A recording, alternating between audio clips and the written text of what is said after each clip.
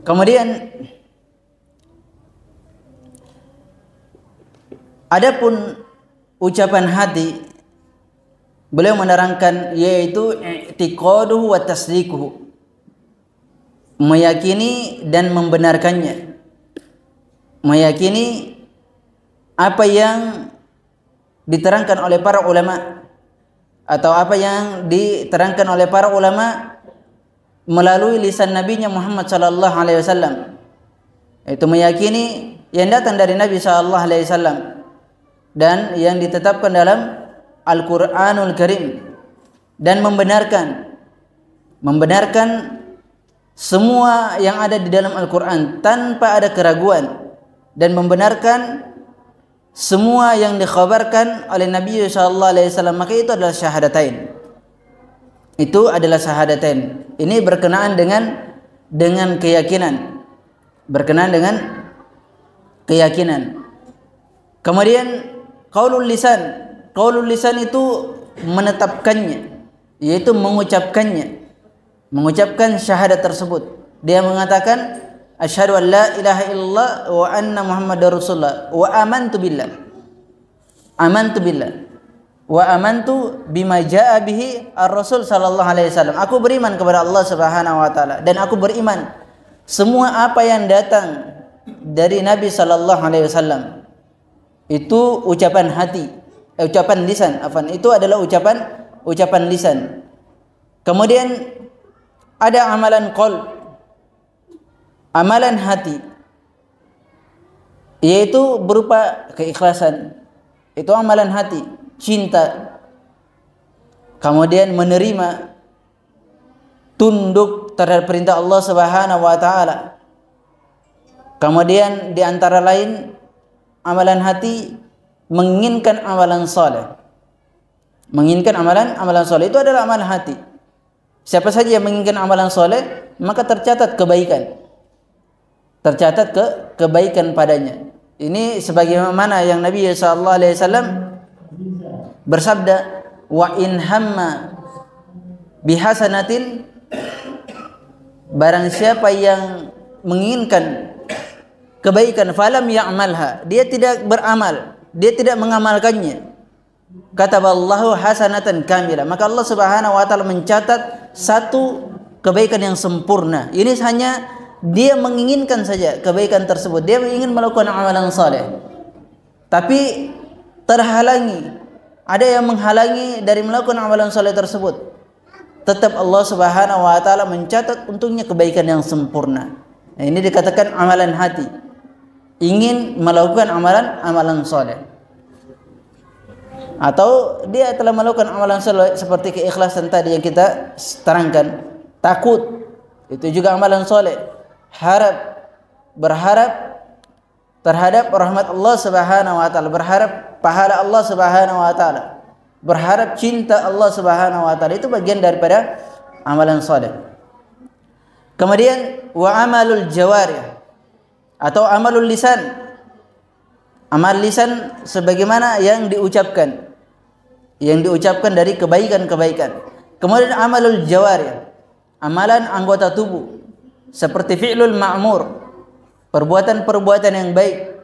Itu adalah bagian dari, itu adalah keimanan, amalul jawarih.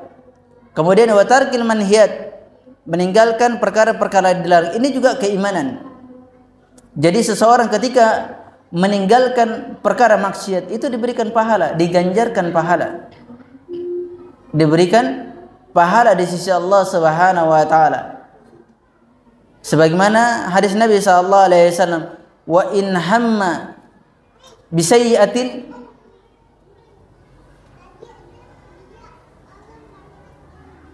yang tadi hadisnya yang sebelumnya wa in hamma bihasanatin falam ya'malha katabala hasanatan kamilah, wa in hamma bisayyi'atin, sebarang siapa yang ingin melakukan satu kejelekan, falam ya'malha, tapi dia tidak melakukan kejelekan tersebut, kataballahu hasanatan kamilah, Allah Subhanahu wa taala mencatat satu pahala yang sempurna. Lihat, Masya Allah, syariat ini ketika seseorang ingin melakukan kebaikan, tapi dia belum sempat untuk melakukannya, tetap Allah Subhanahu wa taala berikan pahala. Ketika seseorang ingin melakukan kejelekan, tapi dia tidak melakukan kejelekan tersebut, maka Allah Subhanahu wa taala mencatatkan pahala untuknya. Apalagi kalau dia melakukan pahala tersebut, dia melakukan kebaikan tersebut, maka dilipat gandakan menjadi 700 kebaikan, ila sab'amiyah di'fin, sampai 700 kebaikan. Kemudian waman akhrajal amal anil iman fa huwa murji wa man adkhala fihi ma laysa minhu fa huwa mubtadi. Siapa saja yang mengeluarkan amalan dari keimanan, siapa saja yang mengeluarkan amalan dari keimanan, maka dia adalah murji, seorang murji. Nanti saya akan terangkan apa itu murji. Dan barang siapa yang memasukkan di dalam keimanan yang bukan bagian darinya, maka dia orang-orang yang melakukan pembaharuan di dalam agama. Di dalam agama. Ikhwani fiddin, bapak-bapak dan ibu-ibu sekalian yang berbahagia. Di sini beliau menerangkan bahwasanya siapa yang mengeluarkan amalan dari keimanan itu dikatakan murji'ah. Murji'ah itu adalah orang-orang yang mengeluarkan amalan dari keimanan. Dia hanya mengatakan al-imanu qaulun al-iman qaulun bil lisan wa bil qalb. Keimanan itu adalah apa yang diucapkan dan apa yang diucapkan oleh hati. Atau sebagian itu mengatakan keimanan itu ma'rifatullah. Keimanan itu hanya mengenal Allah Subhanahu wa taala. Hanya mengenal Allah Subhanahu wa taala. Ucapan ini yang pertama kali mengucapkannya adalah Ghailan al-Dimashqi. Ghailan ini seorang yang dia mengaku dirinya Islam, namun memiliki pemikiran sebagaimana yang kita terangkan bahwasanya al-imanu huwa tasdiqu bil qalbi wa nutqu bil lisan. Iman itu hanya membenarkan dalam hati dan mengucapkan dengan lisannya, dan tidak memasukkan amalan dalam keimanan tersebut. Jadi amalan itu bukan keimanan katanya. Dan Ghailan ad-Dimashq ini itu hidup di masa pemerintahan Umar bin Abdul Aziz sampai Hisham bin Abdul Malik, sampai masa Hisham bin Abdul Malik. Kemudian ada orang kedua yang muncul memiliki pemahaman yang sama, namanya Jahm bin Safwan. Jahm bin Safwan ini juga memiliki pemahaman yang sama, tapi lebih parah lagi, yang dia mengatakan al-imanu huwa ma'rifatullah. Iman itu hanya mengenal Allah Subhanahu wa taala. Hanya itu saja yang dia yakini, hanya mengenal Allah Subhanahu wa taala, tidak butuh kepada ucapan dan amalan.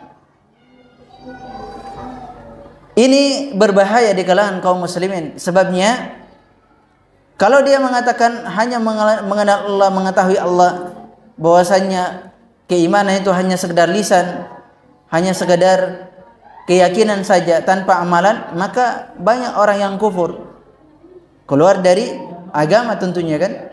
Dia tidak sholat lagi, dia tidak berpuasa lagi, dia tidak haji dan umroh lagi, bahkan dia tidak menikah mungkin. Karena itu kan dari amalan-amalan dan disyariatkan dalam Islam. Oleh sebab itulah mereka ini dikatakan orang-orang yang keluar dari agama, orang-orang yang keluar dari agama. Ini keyakinan mereka. Jadi ada hal-hal yang samar yang mereka terapkan dalam keyakinan mereka, bahwasanya kalau begitu Orang yang melakukan dosa besar itu dikatakan orang yang beriman. Orang yang melakukan dosa besar, orang yang beriman. Orang yang melakukan kekafiran meskipun dia mengetahui Allah Subhanahu wa taala, mengenal Allah Subhanahu wa taala, tetap dikatakan beriman. Itulah syubhat mereka. Ini pendapat yang samar, keyakinan yang samar ada pada mereka. Jadi semua pelaku dosa besar itu tetap mereka mengatakan sempurna keimanannya, karena dia hanya berkeyakinan bahwasanya iman itu hanya mengenal Allah Subhanahu wa taala, hanya diucapkan dalam lisan dan diyakini dalam hati tanpa ada amalan. Tanpa ada amalan. Ini yang menjadi sesuatu yang samar pada keyakinan mereka, dan mereka sebarkan di kalangan kaum muslimin. Sementara keimanan itu bertambah dan berkurang. Bertambah dengan ketaatan, berkurang dengan melakukan kemaksiatan. Tidak mungkin seseorang itu imannya sempurna ketika dia melakukan kemaksiatan. Itu tidak akan mungkin. Pasti akan berkurang. Pasti akan berkurang. Banyak dalil-dalil yang menunjukkan bahwasanya iman itu bertambah. Kemudian juga iman itu dengan perbuatan. Banyak dalilnya, sebagaimana Nabi sallallahu alaihi wasallam menerangkan, bersabda, al-imanu bid'u wa sab'una syu'bah wa fa'alaha qaulu la ilaha illallah wa adnaha imatatul adha 'anit thariq. Kan ini iman seperti itu. Karena kata Nabi sallallahu alaihi wasallam, iman itu ada 70 cabang lebih. Yang paling tingginya ucapan. Lihat, ucapan dengan lisan. Apa ucapannya? Ucapan la ilaha illallah, itu yang paling tinggi. Paling rendahnya adalah menghilangkan gangguan dari jalan. Jadi perbuatan itu bagian daripada keimanan. Yang paling rendah dari keimanan seseorang yang diterangkan oleh Nabi sallallahu alaihi wasallam adalah menghilangkan gangguan dari jalan. Itu yang paling rendah dari amalan keimanan seseorang. Ini paling rendahnya. Oleh sebab itulah iman itu dengan perbuatan. Maka orang yang mengeluarkan amalan perbuatan itu dari keimanan, maka dia keluar dari agama, keluar dari agama. Kemudian beliau menerangkan di sini, dan tidaklah ditetapkan dua kalimat syahadat. Wa man lam, siapa yang tidak menetapkan dua kalimat syahadat, yaitu bersyahadat kepada Allah Subhanahu wa taala dan nabinya Muhammad sallallahu alaihi wasallam, maka tidak ada ketetapan iman padanya. Dan tidak ada hukum dianggap dia itu orang yang beriman. Tidak di dunia maupun di akhirat. Dia tidak dikatakan orang yang beriman di dunia dan di akhirat. Kemudian Islam dan iman itu dua nama, dua syariat yang keduanya itu umum dan khusus dari satu sisi. Umum dan khusus dari satu sisi. Dan dinamakan ahlul kiblah itu adalah muslimin. Semua kaum muslimin dikatakan ahlul kiblah. Di sini beliau menerangkan bahwasanya iman dan Islam itu berbentuk umum dan khusus. Berbentuk umum dan khusus. Jadi apa perbedaan antara iman dan Islam? Apa perbedaan antara iman dan Islam? Apa perbedaan antara iman dan Islam?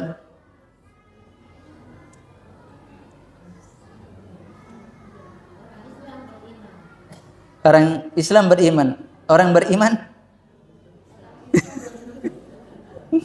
Orang Islam beriman. Ya. Yang Islam belum tentu beriman. Apa perbedaan umum dan khusus? Min wajhin.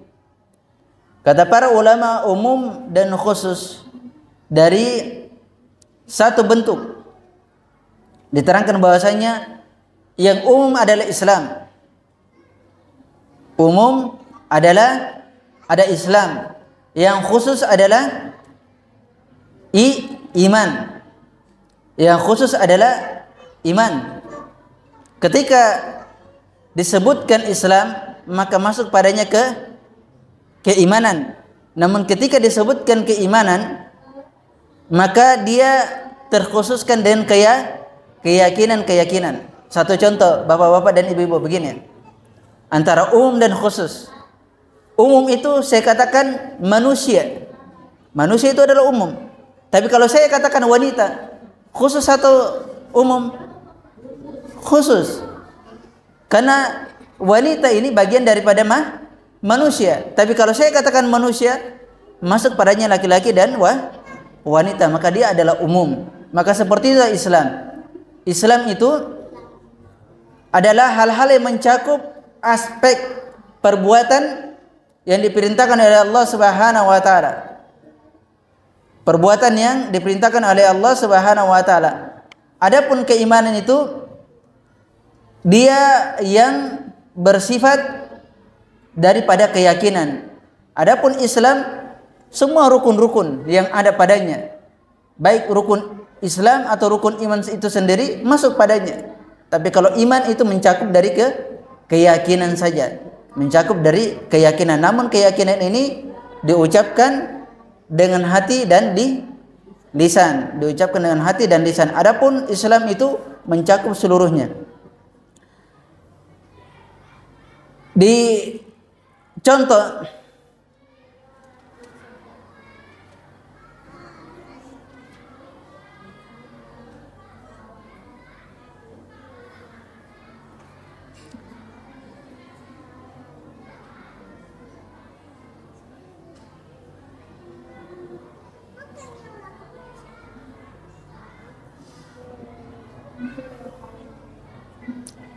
contoh kecil apa yang kita telah sampaikan tadi, contoh kecilnya.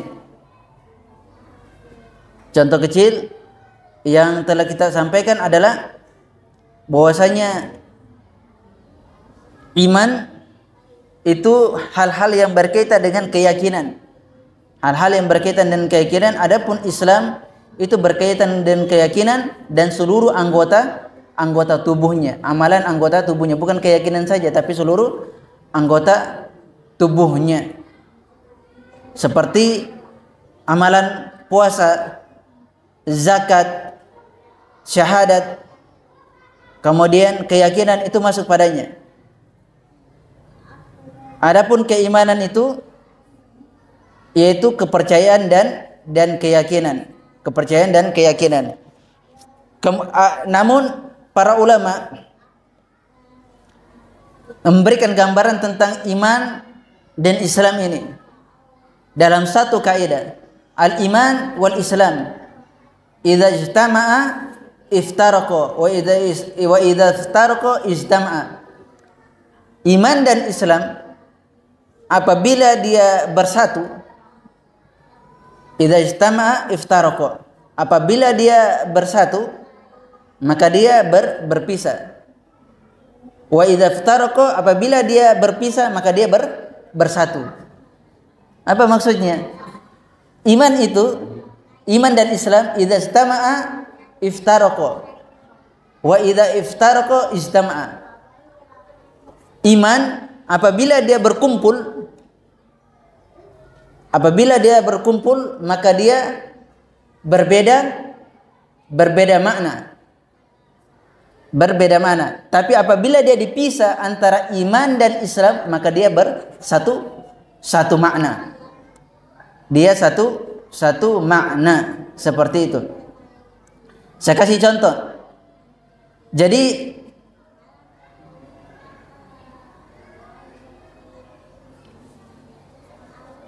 ketika Allah Subhanahu wa taala menyebutkan, dia menyebutkan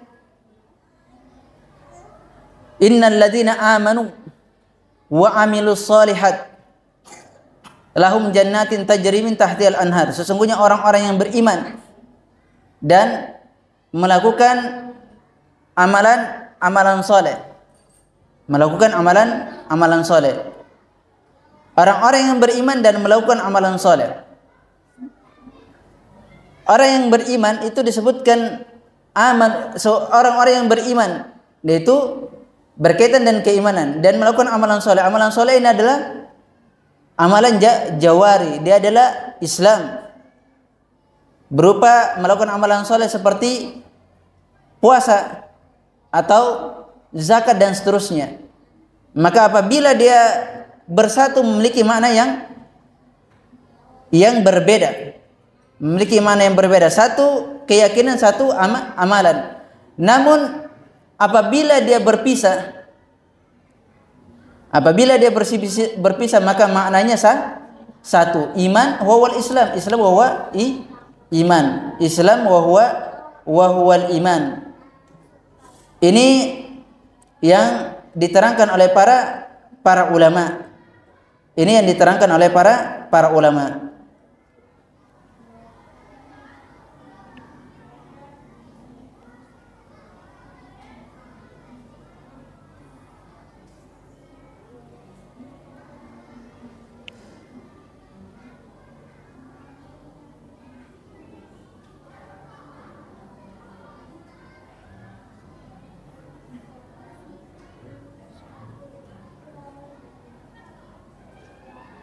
Sudah dimengerti antara iman dan Islam atau belum? Belum. Contohnya begini. Dari hadis saja. Ketika iman itu disebutkan, apabila disebutkan satu kesamaan, apabila disebutkan keduanya, maka dia memiliki makna yang berbeda. Memiliki makna yang berbeda. Contohnya, ketika Nabi SAW ditanya oleh malaikat Jibril alaihissalam, mal Islam? Al-Islamu an tashhada an la ilaha illallah wa anna Muhammadar Rasulullah ila akhiri wa tuqimus shalah wa tu'tiyaz zakat. Kemudian mal iman? Apa itu iman? Al-imanu an tu'mina billahi wa malaikatihi wa kutubihi. Ini disebutkan bersamaan. Apabila dia berkumpul, maka maknanya berbeda. Maknanya berbeda. Maknanya yang satu amalan jawari seperti salat, syahadat, zakat, kemudian puasa dari rukun-rukun Islam.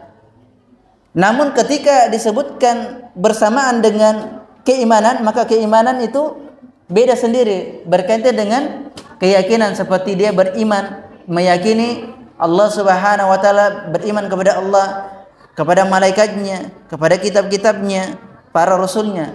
Ketika disebutkan satu konteks yang sama, maka dia memiliki makna yang berbeda. Ya, memiliki makna yang berbeda. Namun apabila dia berpisah, ketika dikatakan dia adalah Islam, tetap dikatakan dia beriman. Dia adalah orang yang beriman, dia dikatakan Islam.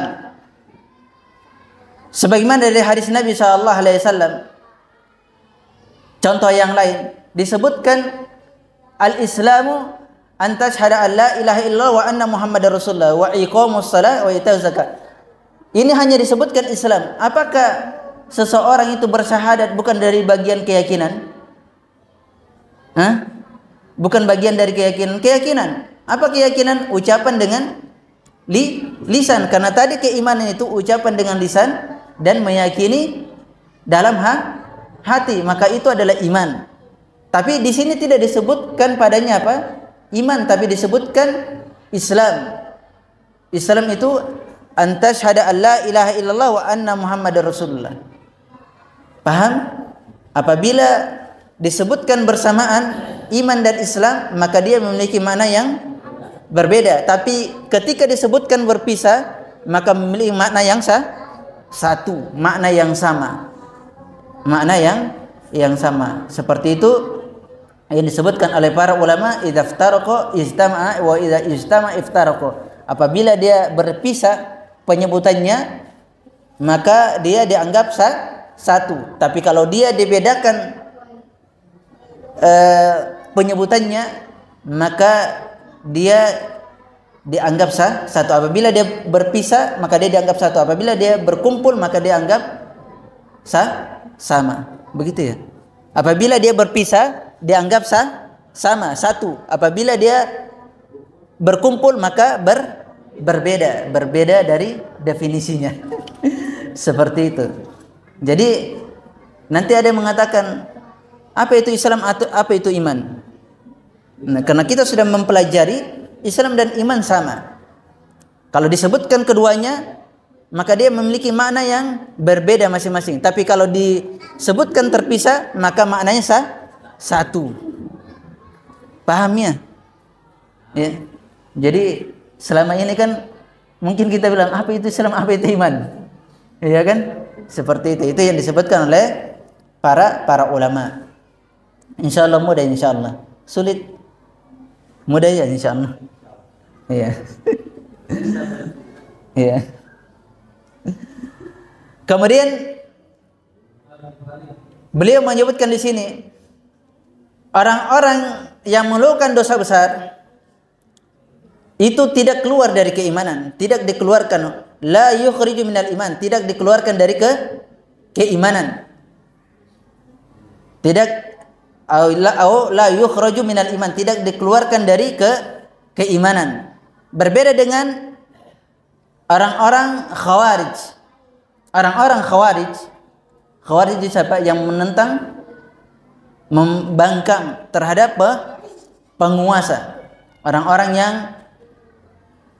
mereka mengatakan siapa yang melakukan dosa besar, dia kekal di dalam neraka.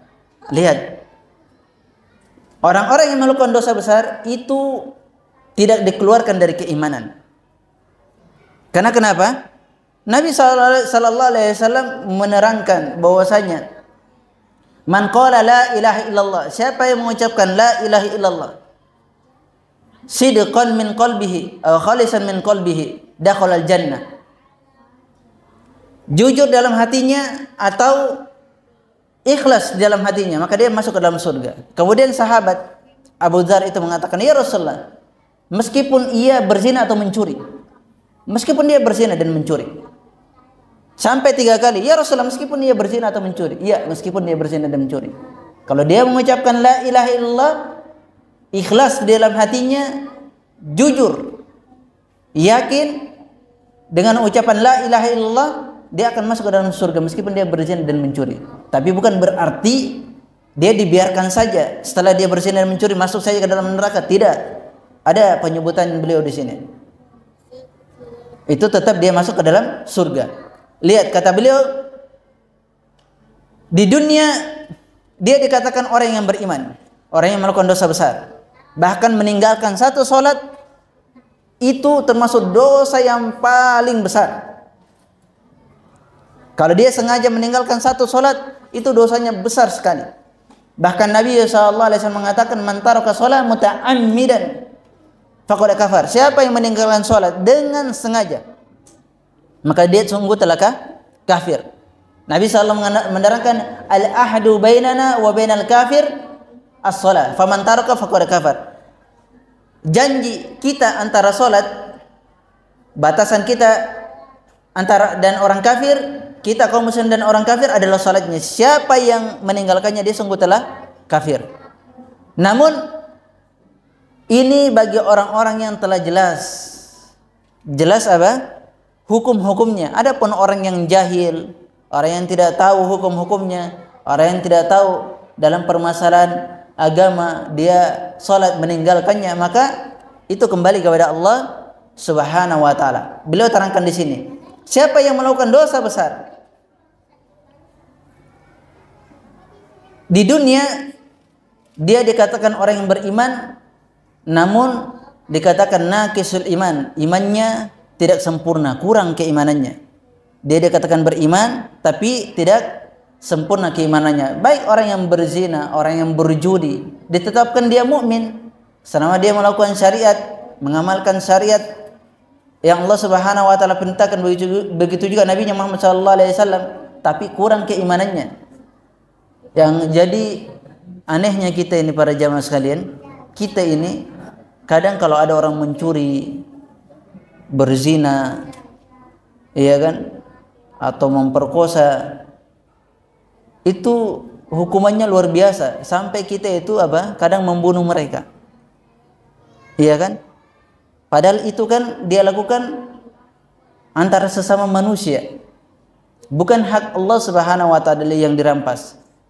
Tetapi tatkala ada seseorang melakukan kesyirikan, kemudian beribadah kepada patung-patung, beribadah kepada yang dikeramatkan, kita biarkan, bahkan tidak kita mengingkarinya.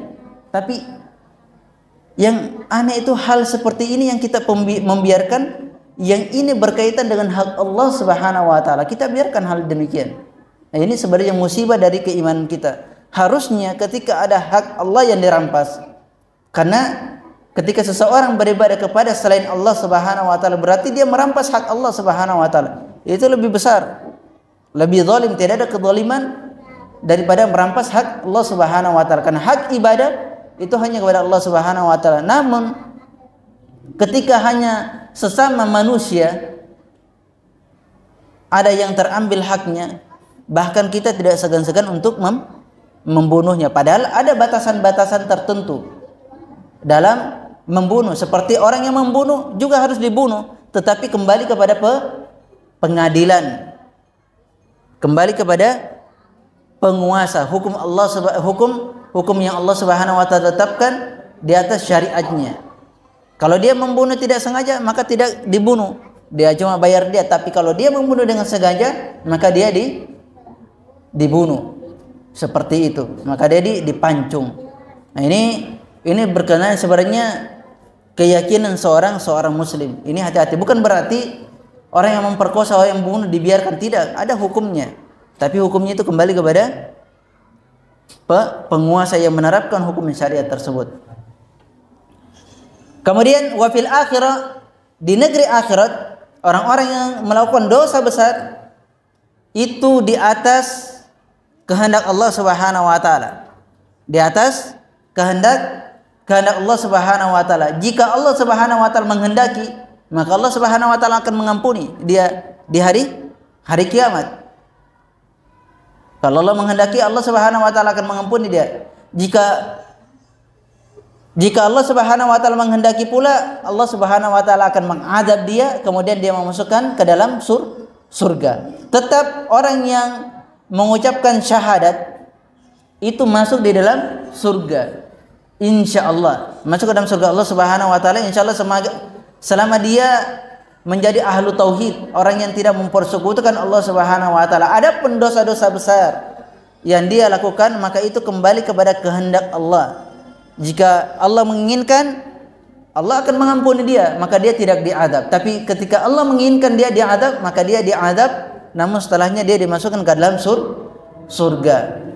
Semua orang-orang yang beriman kepada Allah Subhanahu wa taala, ikhlas, maka insyaallah dia masuk ke dalam surga Allah Subhanahu wa taala. Kemudian sudah azan nih.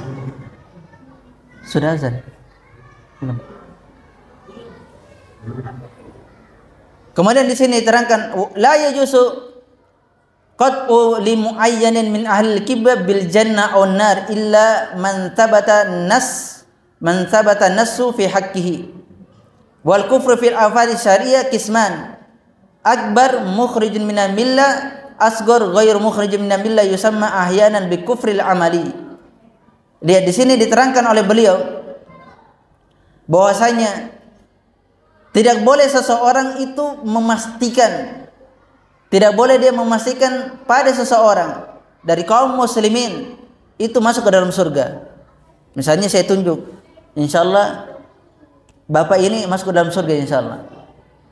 Kemudian ada orang yang melakukan kemaksiatan. Contohnya kan ada orang yang melakukan kemaksiatan, dia berzina atau membunuh. Saya bilang, oh dia itu sudah penghuni neraka. Ini tidak boleh. Menghukumi orang masuk ke dalam surga dan menentukan seseorang masuk ke dalam neraka itu tidak benar. Muayyan, person itu tidak boleh ditentukan. Tapi secara keumuman kaum muslimin yang melakukan ketaatan kepada Allah Subhanahu wa taala dan syahadatnya benar, maka dia masuk ke dalam surga. Kemudian orang-orang yang bermaksiat kepada Allah Subhanahu wa taala secara keumuman dia masuk ke dalam azab Allah Subhanahu wa taala, tapi menentukan bahwasanya dia ini masuk neraka dan dia masuk surga itu tidak boleh kecuali ada dalilnya. kecuali ada dalilnya dari Al-Quran. Contohnya Nabi SAW menyebutkan Abu Bakar, Umar, Utsman dan Ali semua di surga. Semua di surga. Kata Nabi SAW, Abu Bakar fil jannah, wa Umar fil jannah, wa Utsman fil jannah, wa Ali fil jannah. Seperti itu. Nabi SAW mengatakan Abu Bakar di surga, Umar, Utsman dan Ali di surga. Ini memang ada dasarnya. Dan mereka memang masuk surga. Bahkan meskipun Umar, Abu Bakar dan Utsman dan Ali itu terbunuh, tapi dia dijamin masuk surga, bahkan tanpa azab. Tanpa azab. Yadkhulul sab'una yadkhuluna, mereka yang 10 orang masuk ke dalam surga dijamin masuk surga oleh Nabi SAW dari sahabat itu tanpa azab. Begitu juga orang-orang yang 70.000 dari umat Nabi SAW dijamin masuk surga tanpa azab. 70.000 tanpa azab. Siapa di antara mereka? Mereka yang tidak meminta ruqyah, tidak pengobatan dengan besi panas, kemudian tidak tatayur. Tatayur itu menganggap sial sesuatu. Kalau saya jalan di hari Jumat, nanti saya celaka. Kalau ada burung seperti ini, nanti saya celaka. Kalau saya lewat di rumah ini, nanti saya celaka. Seperti itu. Ini tatayur namanya. Maka siapa yang bisa terhindar dari 3 perkara ini, mereka itulah orang-orang yang masuk surga tanpa adab dan tanpa hisab. Seperti itu Nabi SAW telah menentukannya hal demikian. Diterangkan satu dari 70.000 itu, satu orang membawa 70.000 lagi. Dari 70.000 itu satu orang membawa 70.000. Jadi di belakang satu orang itu ada 70.000. Setiap satu orangnya, seperti itu. Kita habiskan dulu ini kok ya, atau selesai? Adzan dulu ya, karena ini tinggal sedikit lagi. Iya. Jadi seseorang tidak boleh mengatakan dia penghuni surga dan penghuni neraka. Tapi kalau dikatakan kaum muslimin, mukminin, insyaallah semua yang beriman kepada Allah masuk ke dalam surga secara keumuman itu boleh. Tapi menentukan perorangan person itu tidak boleh kecuali ada dalilnya yang menyebutkan. Kemudian kufur fil alfazi syariah. Kekufuran di dalam lafaz-lafaz syariah itu terbagi menjadi 2. Ada kufur yang keluar dari agama, kufur akbar namanya. Ada yang kufur keluar dari kufur kecil, yang tidak keluar dari agama. Yang dikatakan dia adalah kufur amali. Dia adalah kufur amali. Contohnya, yang pertama dikatakan kufur akbar, keluar dari kufur akbar, yaitu orang yang melakukan kesyirikan.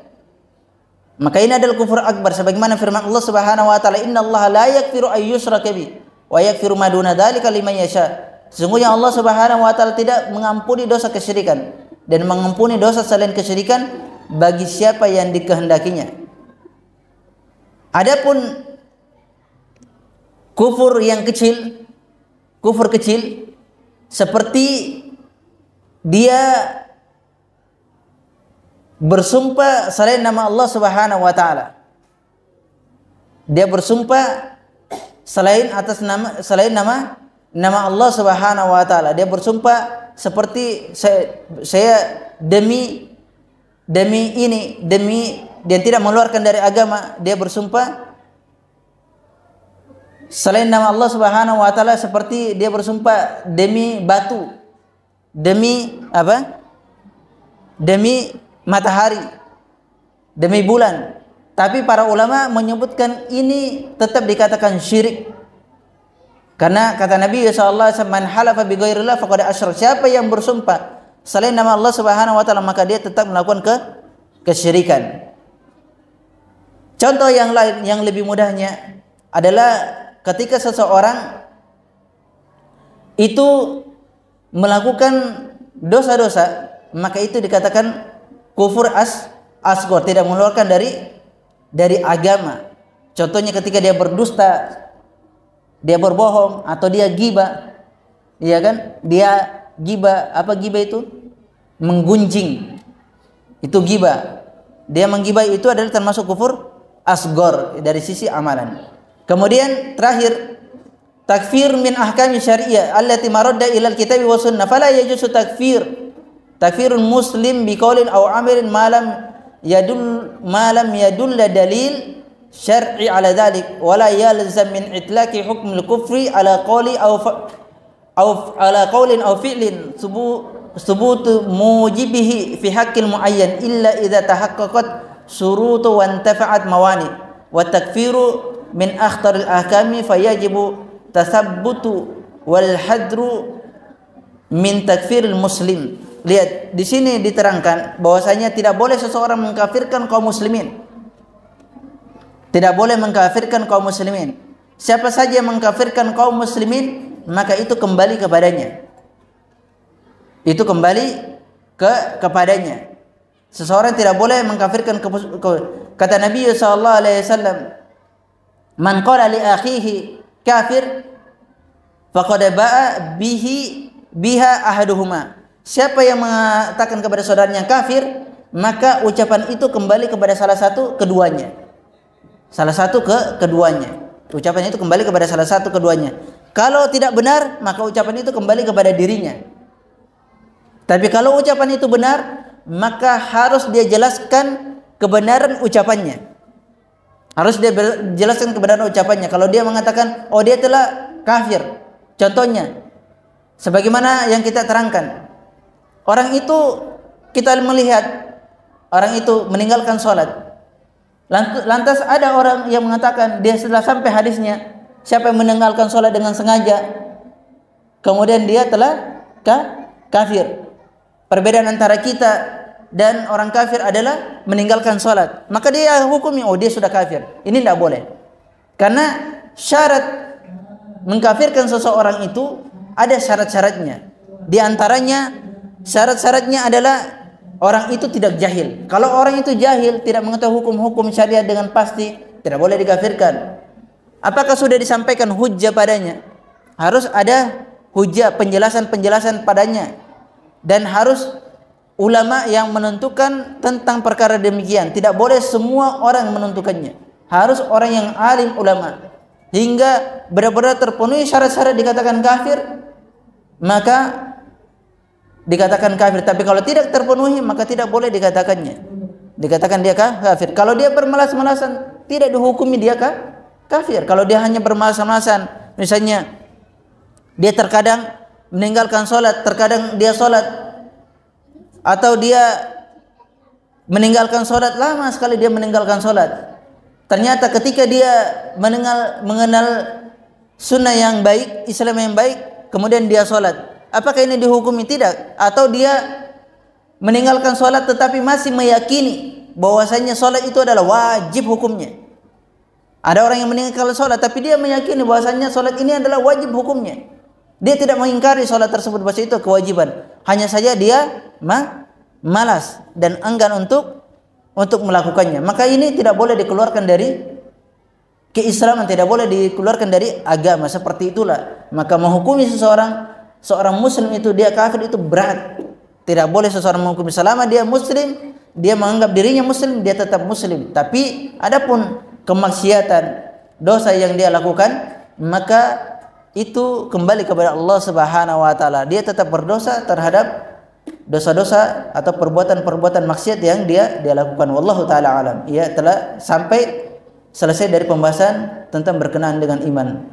Insyaallah di pembahasan berikutnya itu berkenaan dengan Al-Qur'an kalamullah. Al-Qur'an itu adalah ucapan Allah Subhanahu wa taala.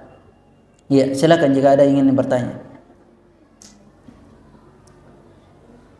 Ya baik, yang sekalian tadi yang disampaikan oleh Ustaz, banyak hal yang kemudian bisa kita ambil hikmahnya, terutama tadi terkait konsep antara Islam dan iman, kemudian kriteria kapan seseorang dikatakan kafir atau tidak, itu sudah kita dapatkan.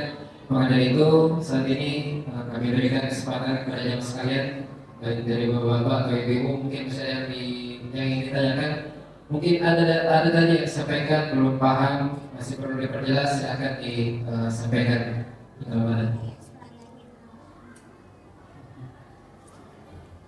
Atau paham semua? Insyaallah paham semuanya. Iya. Alhamdulillah. Betul ini paham semua, nanti saya tanya loh. Yang jelas ya, silakan. Disebutkan bahwa keimanan itu juga bagian dari amalan. Nah, pertanyaannya posisi takwa itu di mana? At-taqwa itu mencakup semuanya.